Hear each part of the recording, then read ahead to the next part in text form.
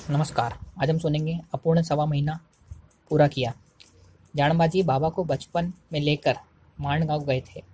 वहाँ ब्रह्मांडपुरे महाराज ने बताया था कि यह बच्चा ईश्वरी शक्ति की देन है। इस बात को मान्यता दी थी, लेकिन यदि हो सके तुम सवा महीना करो, इससे इसकी लहर चली जाएगी। यह मेरा प्रयास है। सच में इसकी लहर सुधर जाएगी ये मैं कतई नहीं कह सकता, लेकिन बाबा वहाँ पर रुकने का नाम नहीं ले रहे थे। इसलिए जानबाजी को बाबा को लेकर वापस आना पड़ा। यह बाबा सोच रहे थे कि अपने पिताजी सवा महीना करने की बात कही थी और मैंने उनको करने नहीं दिया, तो उनका सवा महीना अधूरा ही रह गया। यह बात उनके मन में आई और वह मांडगांव चलने को भक्तों को कहने लगे। बचपन में देखा हुआ मांडगांव वो भूल चुके थे, इसलिए मांडगांव के बारे में जानकारी हासिल की। बाबा का चैत्र पूनम का मेला खत्म हो चुका था। बाबा ने मांडगांव की जानकारी की पूरी तैयारी की और कुछ दरबारी भक्तों के साथ मांडगांव जाने के लिए रात के 2 बजे रवाना हुए और सवेरे के 4 बजे मांडगांव पहुंच गए। वहां के रहवासी लोग बाबा को देखकर बेहद खुश हुए। बाबा मांडगांव आए तो यह बात मांडगांव और आस पड़ोस के गांव में भी फैल गई।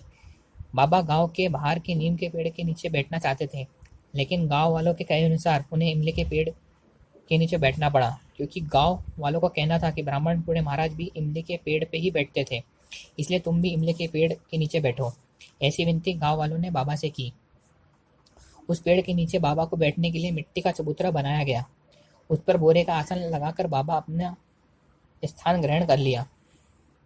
टाकल घाट में बाबा को न पाकर भक्त लोग यह कहने लगे कि किसने बाबा को चुरा कर ले गया, लेकिन किसी भक्त ने बाबा के मांडगांव जाने की बात कही, क्योंकि वह उसे मालूम थी। यह बात मालूम पड़ते ही सारे भक्त लोग मांडगांव जाने लगे। मांडगांव के आजू बाजू और आसपास के लोग बाबा के मांडगांव आने की बात मालूम पड़ते ही लोगों की झुंड का झुंड बाबा को देखने मांडगांव उमड़ पड़ा। कोई बस गाड़ी से आने लगा तो कोई बैलगाड़ी से, कोई पैदल ही रास्ता पार करके आने लगा। बाबा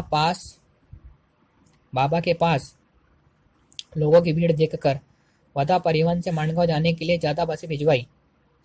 रोज की भीड़भाड़ की वजह से मांडा गांव में मेले जैसा रूप धारण हुआ।